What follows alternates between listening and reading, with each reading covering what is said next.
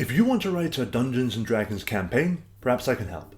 All of my own long-running campaigns have been set in my own worlds with my own stories, so creating a campaign from scratch is kind of my thing. It just so happens that my current campaign, the one I've been running for the last year, is coming to an end in the next few months, so I'm now in the same boat as you guys, looking ahead and planning a whole new setting and a whole new campaign.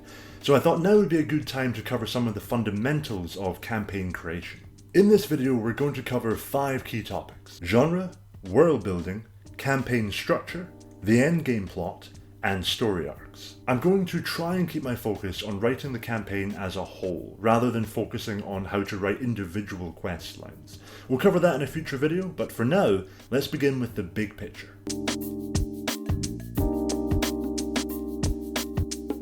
This section could also have been called Flavor and Vibes, or Atmosphere and Mood.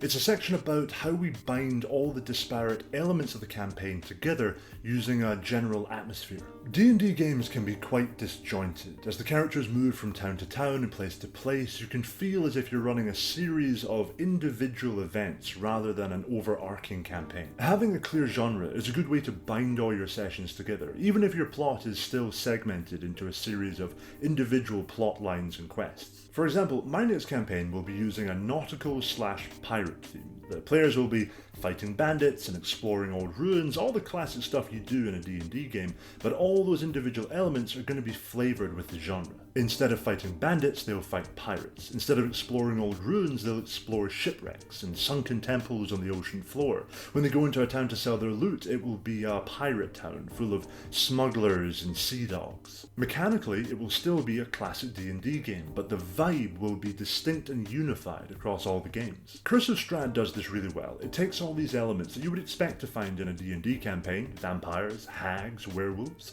but it brings them together under this gothic genre umbrella. And when it does that, they all feel that they belong together, and suddenly Barovia isn't just another D&D setting, it's a very specific gothic setting. Think about movies and video games and books that you enjoy. Think about the genre that they play with.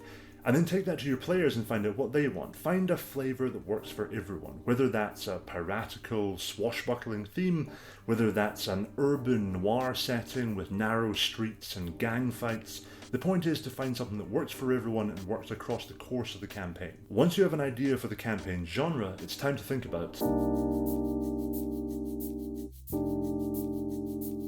When someone says they're writing a campaign, what they often mean is they're writing a campaign setting. And that's awesome. I'm writing a campaign setting right now. Available on Patreon, May 1st. But here's the important bit. Creating a world for yourself and writing a setting for the players are two different things. I know people who have been writing their D&D campaign settings for literally years, with no end in sight. And I understand it's a really fun creative process, but if you actually want to start playing D&D in weeks or months rather than years, you have to know when to stop. You have to look beyond the world building process. Here's how I do world building. I create a world map with countries named but no particular details. I don't bother working out the internal politics of some country on the other side of the world. That doesn't matter because my players probably won't get there for a long time, if ever. All of these names are really here so when one of my players says, "Hey, where's this wine from?" I can look at them and confidently give them a name, which I've just pulled off this map. Next, I choose one place, one relatively small region from this map that's going to be the campaign setting for the majority of the session.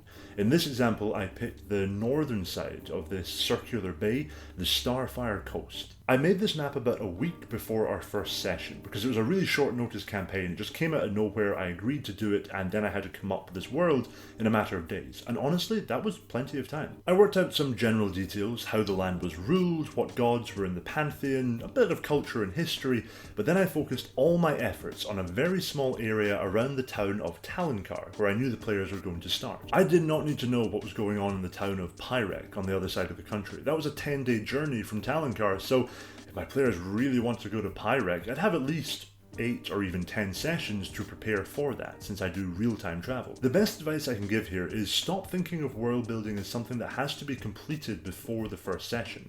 In reality, all you really need to complete by the first session is the small starting zone where the players begin their adventure. The rest of the world can be built between sessions as you play through the campaign. You can lay out the world around the players as they move out into the blank space, because world building is a lot of fun, but it should never stop you from just playing D&D.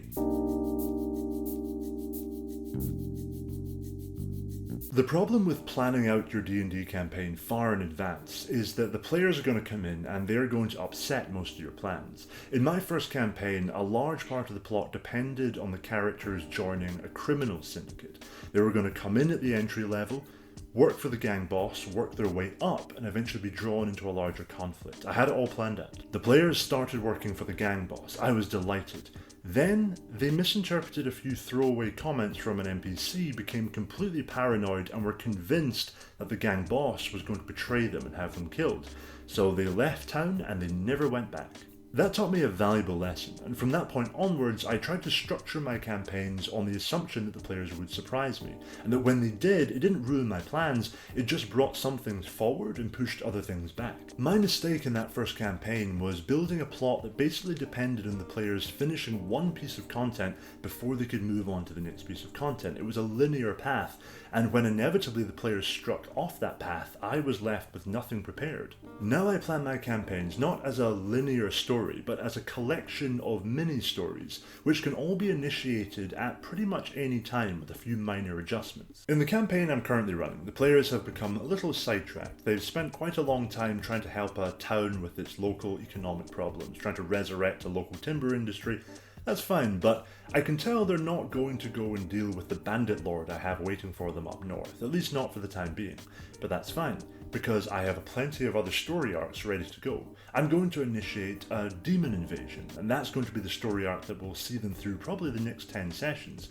It could have happened anywhere, but it's going to happen here. When those 10 sessions are over, that bandit lord will have regrouped and brutally attacked the town the players saved before. This will add a personal stake and hopefully draw them back into that original plot arc. Writing a series of movable mini campaigns that can all be slotted in at different places depending on when you need them is a lot more worthwhile than creating a single epic plotline that runs through the whole campaign and then having your players upend it. But hold on. You want one big epic plotline running through the campaign. You probably want a big ultimate villain at the end of it. That's a big part of D&D. You want Sauron at the final battle. So, how do we do that without sacrificing our mini campaigns? The individual arcs of my campaign are usually initiated by me. The players arrive in a new town, a coastal town, and I take a story arc that I know can fit in a coastal town and I just drop it in front of them. A quest giver approaches them, an incident takes place in front of them in the street. I don't have to wait until they stumble into the start of the campaign. But the big endgame plot, with the final battle to save the world and the BBEG, that's different. Instead of initiating the endgame plot myself, I want my players to gradually build up an interest in it and choose to pursue it themselves.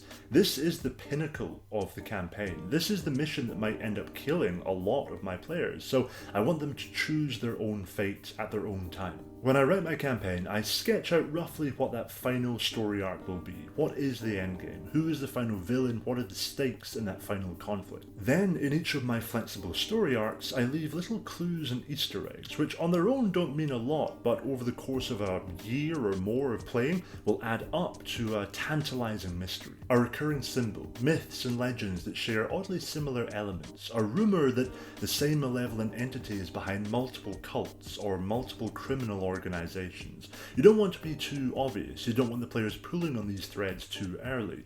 You want them to just start to suspect over time that there is something bigger at play here. After a year or so, as the players are reaching those higher levels, you might think it's time to initiate the endgame content. So you bring the clues closer together, you make them a little bit more obvious, and eventually the players start to focus on the big picture.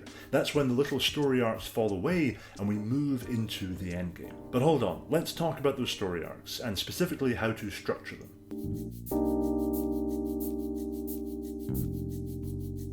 When I talk about these story arcs, these mini campaigns, I'm not talking about a single quest, but rather a collection of quests often themed around a single area. For example, your players arrive in a small town that's fallen on hard times, and you present to them a whole variety of small missions and objectives that, if solved, will improve the town's lot. The mine on which the town's economy is based has been occupied by goblins. Bandits are attacking caravans on the road, so merchants can't get into the town. The local priest is hanging out with strange cult members. There are giant rats in the basement of the tavern, and some kind of monster seems to be living inside the local well. Some of those those quests will be isolated incidents. The rats in the basement are just big rats, and as soon as the players have killed the mutated rat matriarch, the tavern can get back to business as usual. Other plotlines will be more significant. They'll interweave and form the larger backbone story of this small campaign arc. So that cult who are working with the priest, well, they're also part of the bandit outfit. They have a plan to try and destabilize the area. They're maybe even arming the goblins. And as a result of the kind of unrest they're fomenting, they're hoping that they can then build on that to start a small uprising and take over the town, establishing their weird new religious cult as a theocracy. When the cult is defeated and the goblins are driven out, the town will flourish again. Your players will feel a sense of achievement after just 8 or 10 sessions, and they can move on to whatever arc you think is right for them next. If you sketch out 3 or 4 of these arcs before you begin your campaign, you're always going to have something ready if the players surprise you and leave town in a hurry. We could go into all of these topics in a lot more depth, and believe me, I will in future videos. But for now, here are the broad strokes. Pick a genre to add thematic cohesion to your campaign. Prioritize local world building over global world building. Create a collection of flexible story arcs rather than a single long plotline, and let the players gradually drive those story arcs towards a big endgame finale with the ultimate villain of the campaign. And hey, thank you for watching. This is my first long form video, and it's also probably the least scripted thing I've done so far. There is a script over there, but it's more like a list of bullet points I'm sort of paraphrasing for you guys. And I just really appreciate the fact that you've supported me this far, that you've enjoyed the shorts, and that you've stuck with the channel when it is just shorts. Hopefully there'll be more of these longer videos coming, and well, I hope you enjoy them. I hope you get some value from them. Thank you.